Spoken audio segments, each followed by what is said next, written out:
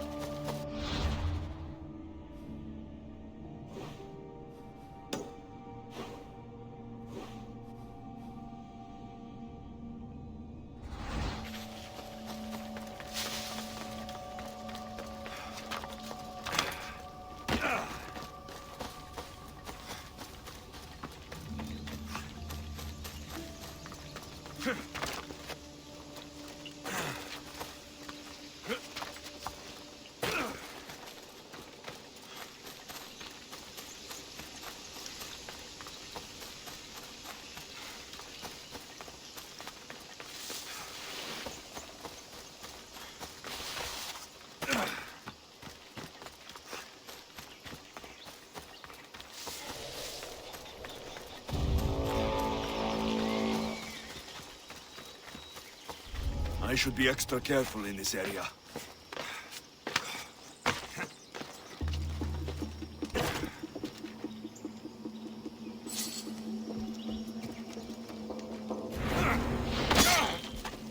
Don't worry.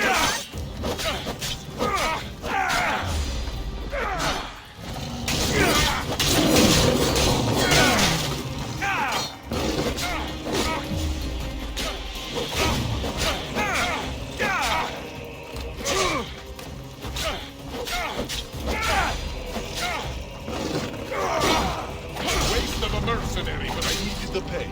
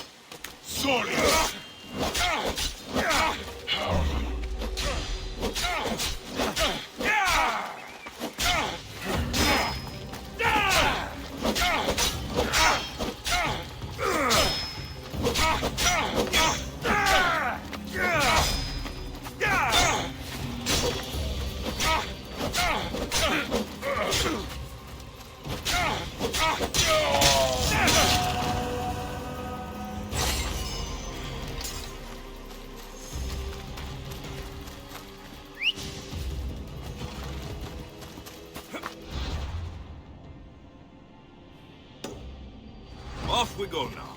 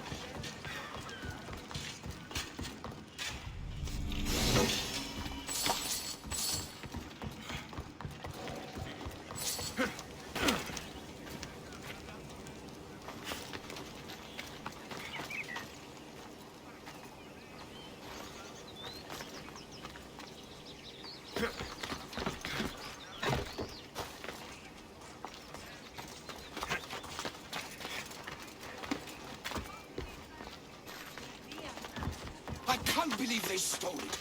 Of all the things they could take.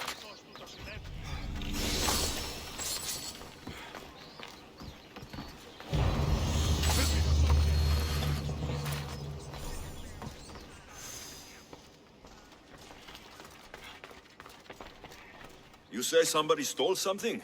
Somebody stole something? Look around. Bandits took almost everything. And worst of all, they stole my family's vase. After so many generations, it's gone. You're wealthy. You could buy yourself a new vase. A new vase? Didn't you hear me? It's a family heirloom. You can't replace something like that. How much is this vase worth to you? I pay a substantial amount of drachmi for it. A very substantial amount. Is finding my vase something you could do? You mean this? My vase! You found it!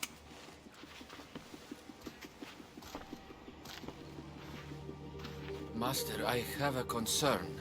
A concern about what? How do we know that this Misthios isn't one of the people who took it in the first place? That's a good question. Let me talk to him privately to be sure. Yet another example of why I'll miss you when you're gone.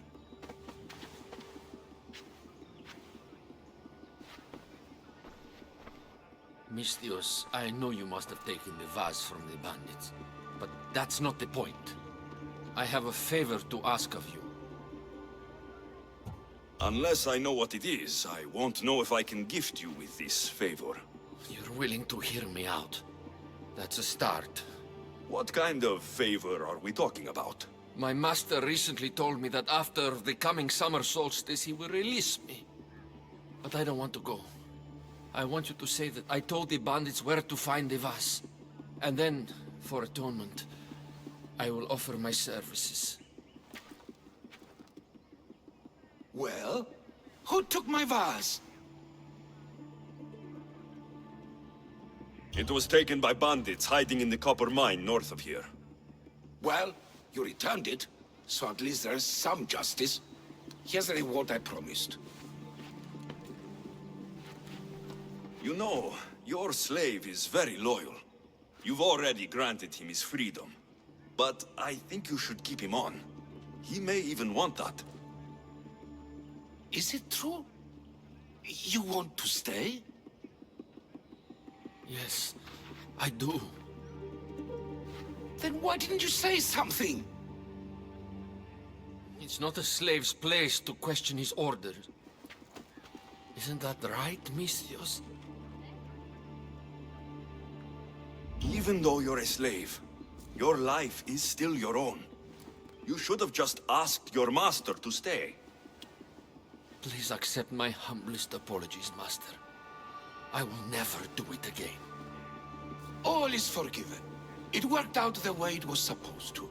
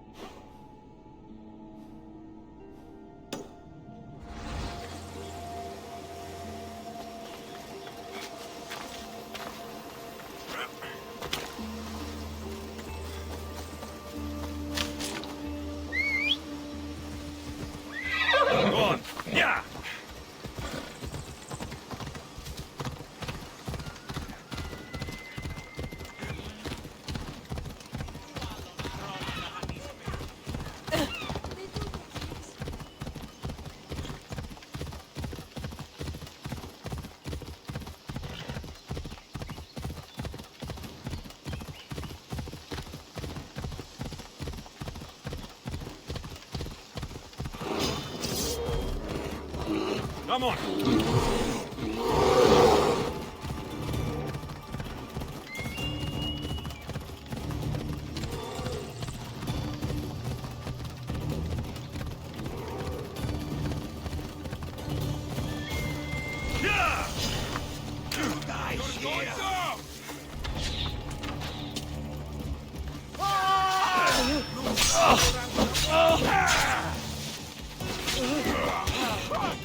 I get you!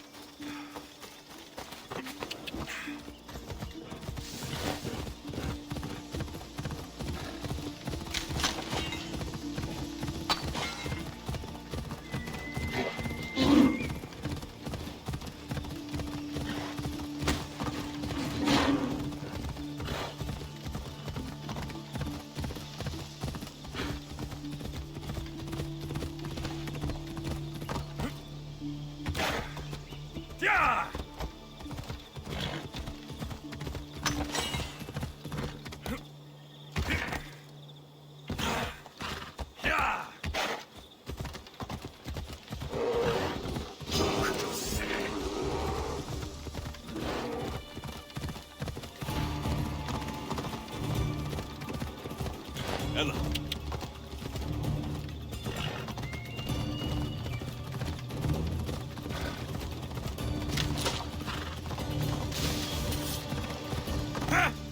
Ella.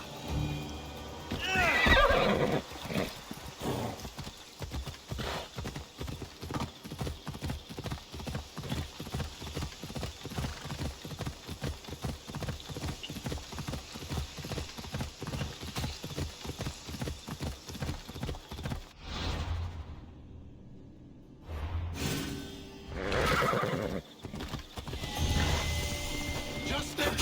Just die! You want to save me, It's clear you...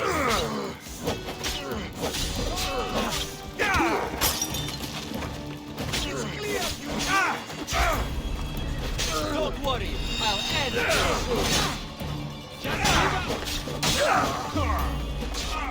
You'll pay for that!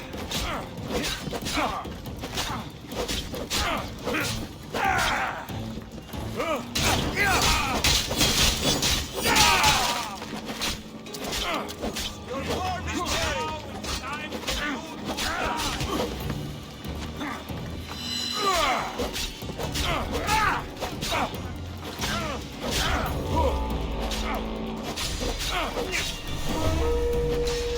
You listen! You're meant for me to kill!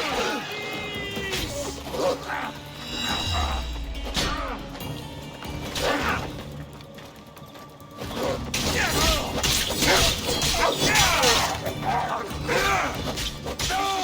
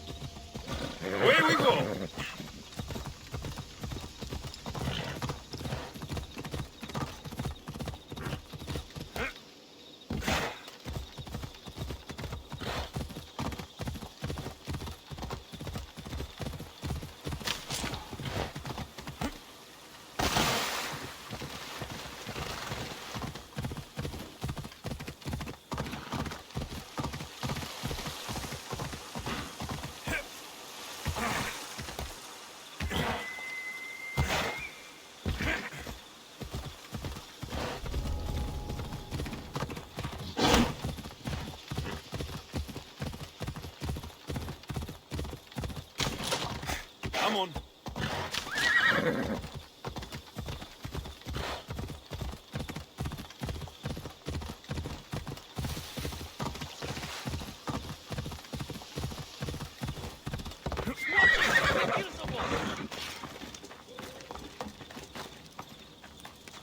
If it isn't the mighty Mistios with the broken spear, how would you like to raise that blade alongside Spartan warriors? Depends on how much true Spartan warriors can pay. A capable Mistios such as yourself would be well compensated. Care to share in our upcoming victory against the Athenians? I'll share in your victory and your spoils. Live to see the end of the battle, and you'll get your due, Mistios.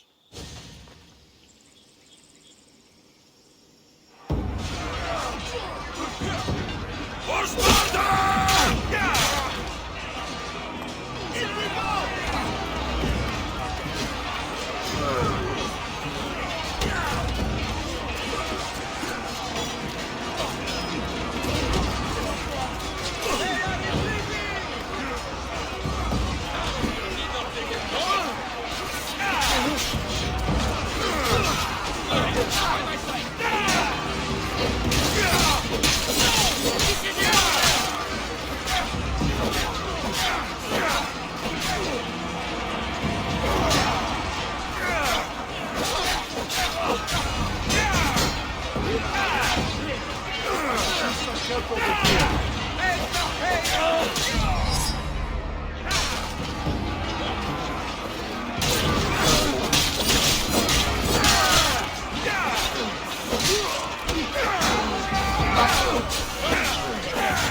Call this a fight?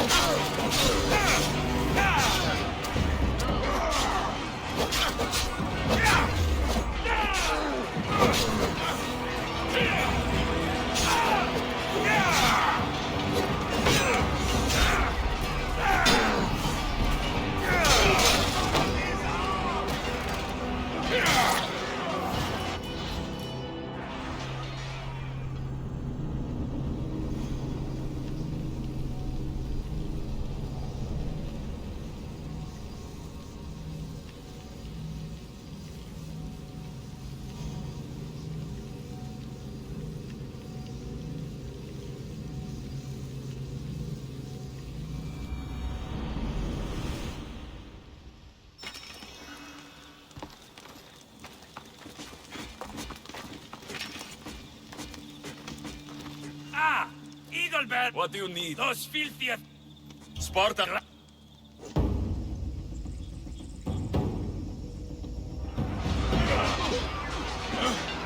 Send these Athenians to Hades!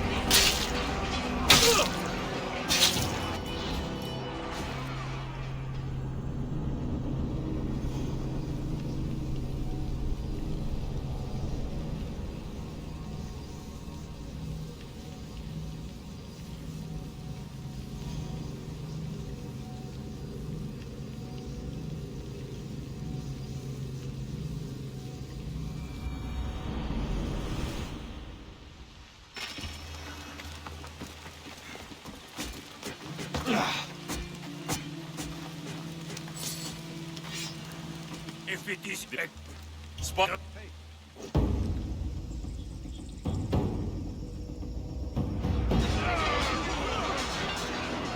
bad day for Athens! A glorious day for Sparta!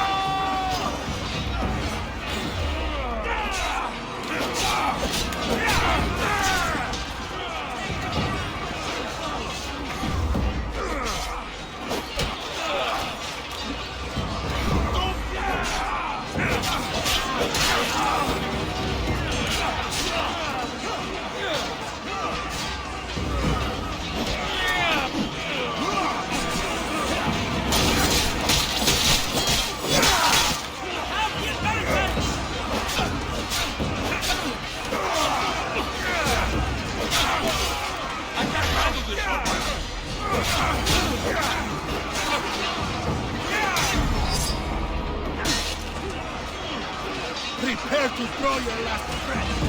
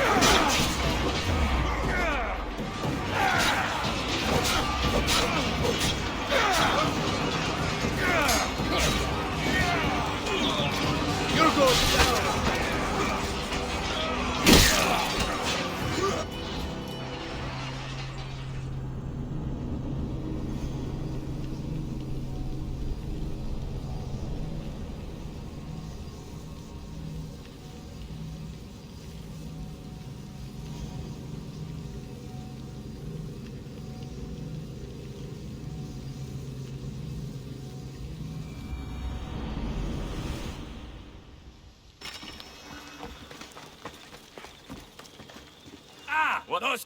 Oh, send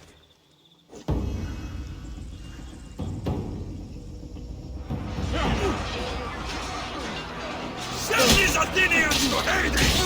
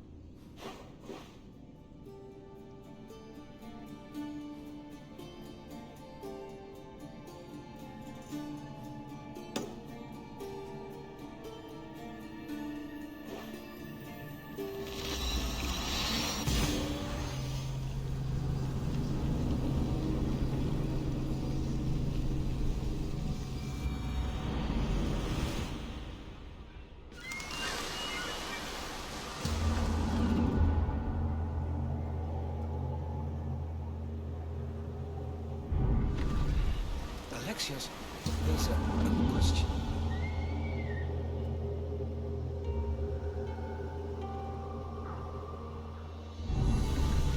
Go on. Your spear. How did you find it? My mother told me that the Spartan army brought it back from the Battle of Thermopylae. Why bring it back to Rome? Leonidas was her father. Incredible. And it gives you visions. Perhaps it's trying to guide you. Show you a path. There's more. It helps me in battle. What do you mean? I can't really describe it. It's like I know what my opponent's next move will be, just before it happens. Fascinating. This is just extraordinary.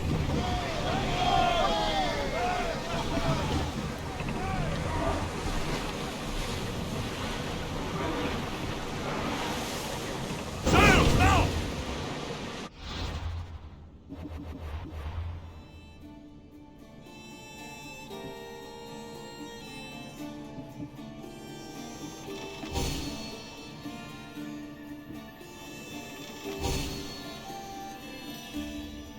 Yours ready!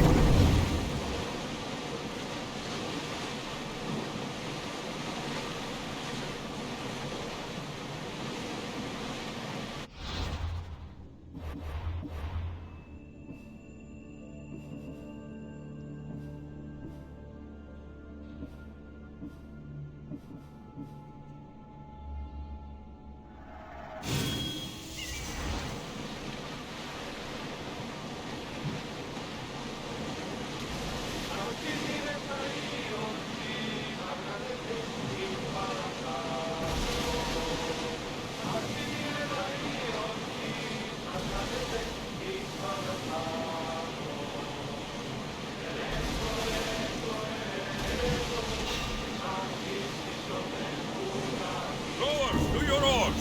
Archers, take your mark! Now! Archers, get ready to fire! We need to watch the fire! Go!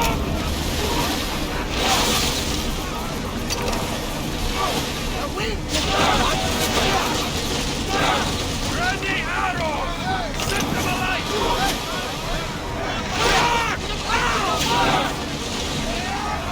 Let's move! Archers to the front! Shoot! Now again! Cheer them!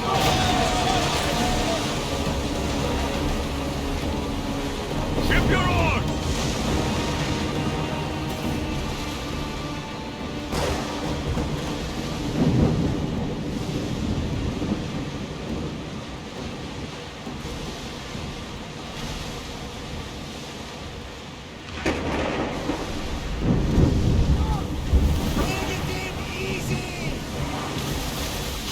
cordoni!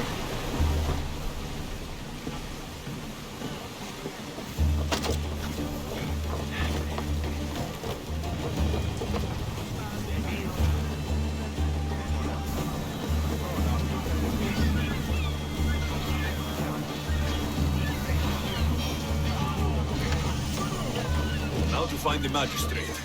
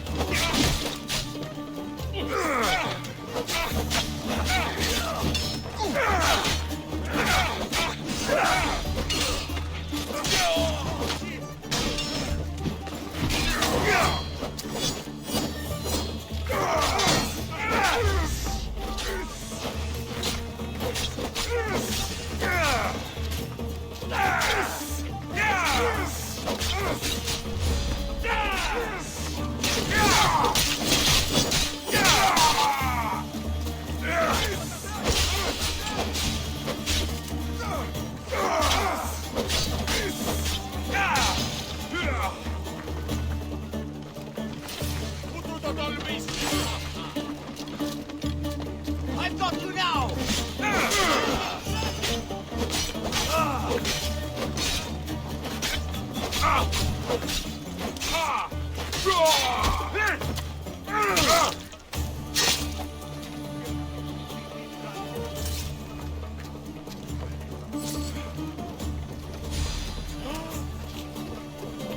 Misthios, you came. We need you now more than ever. Please help us finish the dagger. I'm in. If the information you uncovered is accurate, it won't just be the Kingfisher at the temple. It's a gathering of the dagger's leadership. You can wipe them all out and free Evia from their control. Agapios will not allow his brother to be harmed. I love Agapios, but Evia must come first. When this is all over, I'll make sure your reward finds its way to your boat. Evia thanks you for your service. Misthios! The dagger nowhere here! We need to move fast!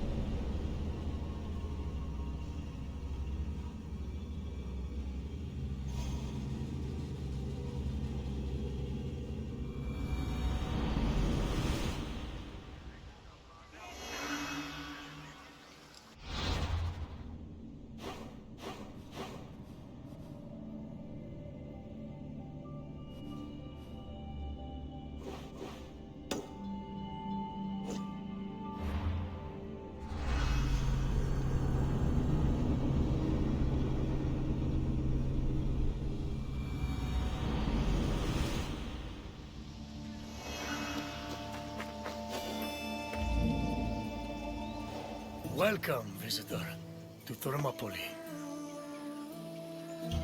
My name is Leonidas. I am a king of Sparta. But do not think me some idle aristocrat softened by luxury. When Spartans go to war, I stand alongside them shield to shield. And my spear tastes the same blood as those of my men. Thermopylae stirs many feelings in my heart. Rage at the Persians' arrogance. Regret that I could not do more. But mostly, I feel proud. Proud of my city, and of my men, who fought to protect the very soul of the Spartan people. For those few fateful days, they were my brothers. I miss them all. Thermopylae was where a courageous group of Spartans stood amongst other Greek soldiers and held off the forces of King Xerxes, the Persian. When you're done, find me and we'll speak more.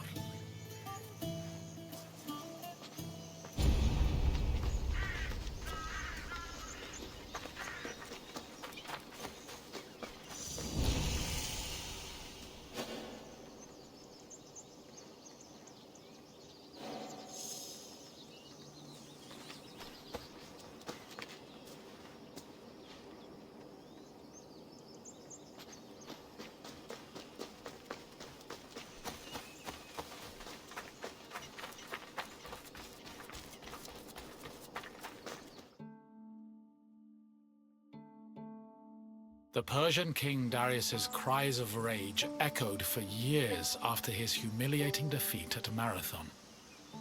Even after Darius's death, his son Xerxes continued to seek vengeance against the Greeks. According to Aeschylus, Asia was emptied of all its men. Greek spies brought the news of Xerxes' imminent invasion back to their homeland. Afterwards, many discussions were had on the best place to mount a defense. In the end, the Greeks decided on Thermopylae. The area featured a narrow pass that could act as a bottleneck for the Persian army, negating their numerical superiority. It also offered naval advantages, offering the Greek fleets opportunities for flanking.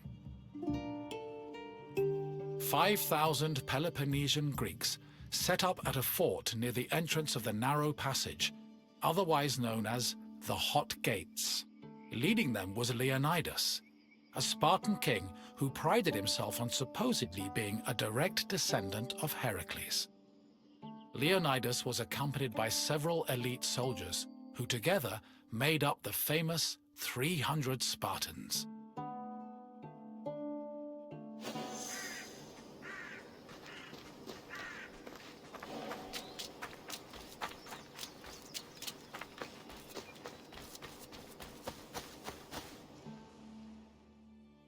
The Persian army arrived in the summer of 480 BCE, preceded by a flood of rumors regarding their strength and numbers. It was claimed they consumed 6,000 tons of wheat every day, and that they dried every river and brook they passed to quench their near insatiable thirst.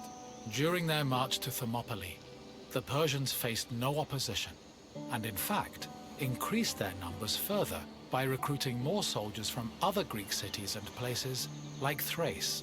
According to Herodotus, the last count of the Persian fleet was numbered at 1,207 boats, mounted by approximately 240,000 men. He estimates the land army, meanwhile, was made up of more than 1 million men. The Greek forces at Thermopylae were heavily outnumbered.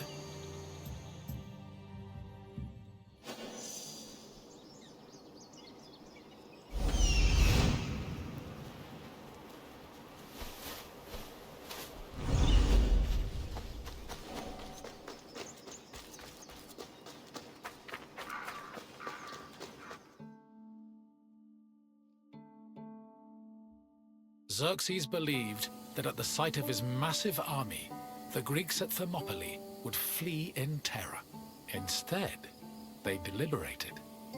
The majority of the Peloponnesians wanted to engage the Persians on the Isthmus of Corinth. Leonidas, meanwhile, believed it was wiser to stay put in Thermopylae. While the Greek forces debated, a Persian horseman was sent to spy on the enemy. He returned to Xerxes with surprising news. Not only were the Greeks not fleeing, but the Spartans guarding the fort were exercising and combing their hair. A far cry from the fearful soldiers Xerxes expected. To increase the pressure on the Greeks, Xerxes waited 4 more days, then attacked on the 5th. The Persians faced heavy resistance and suffered many losses, and Herodotus says Xerxes leaped 3 times from his chair, seized with fear for his army. The following day proved to be just as difficult for the Persian forces, and the Greeks continued to stand their ground.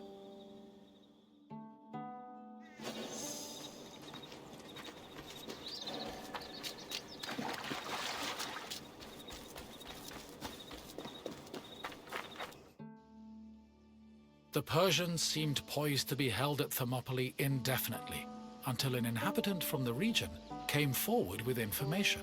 He told the Persians of another route which could take them around Thermopylae. A Persian contingent was sent to verify the information. While there were Greek soldiers stationed to guard the route, they were forced to flee from the Persians. Thus, on the 3rd day of the battle, the Greeks were surrounded by their enemy.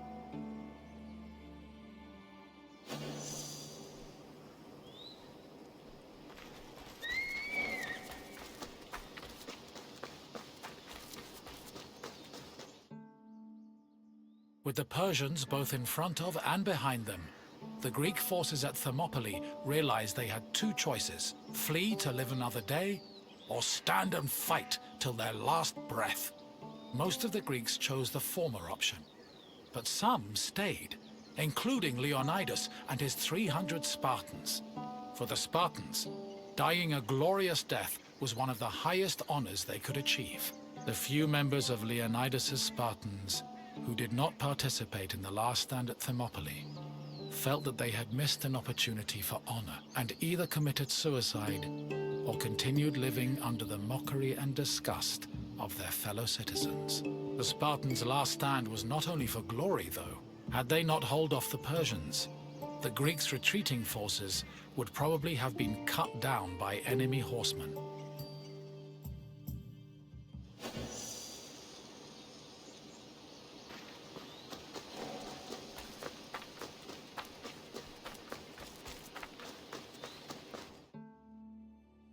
On the morning of the 3rd day, King Xerxes was assured of his victory. However, that victory did not come easy. King Leonidas himself fell in battle, and a furious fight broke out around his body. The Spartans fought to the last man, and when they had all been slain, Leonidas's body was brought before Xerxes. According to Herodotus, Persians usually honored the most courageous warriors, even if they were enemies. However, Xerxes was so consumed by rage at the Spartans' resistance that instead he cut off Leonidas's head and ordered it impaled on a stake. A statue of a lion was later erected on the hill of the Spartans' last stand in honor of Leonidas's bravery.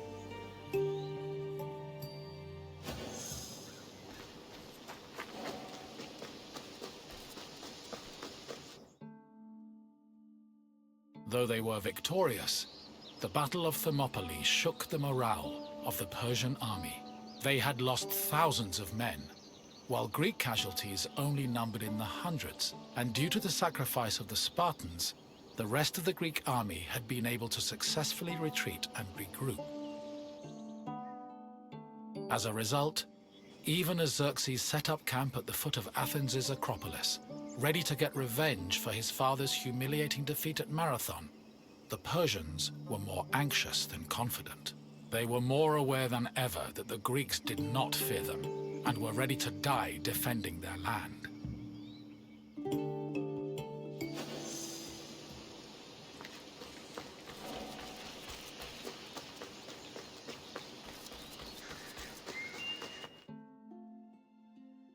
In the end, the Battle of Thermopylae was still a loss for the Greeks. However, The battle gave the Greeks a boost in morale that carried them all the way to their decisive victory over the Persians in the Battle of Plataea in 479 BCE. With the war against the Persians finally won, the Greeks were able to honor the sacrifice of Leonidas and his Spartans with memorials and poems, forever solidifying the glory of Sparta's military prowess. The newfound respect for Sparta was noteworthy, because before the war, the city was seen as no more than a bully who forced itself into the affairs of others. Thermopylae changed opinions of Sparta for the better, and gave them a legitimate claim to be one of Greece's most powerful and influential cities.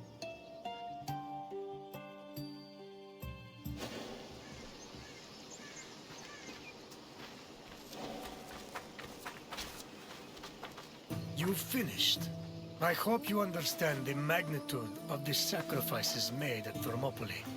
Without them, the Greek people would have surely ended as a footnote in Persian history.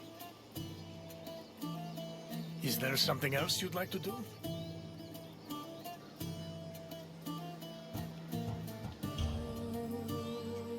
Farewell, visitor.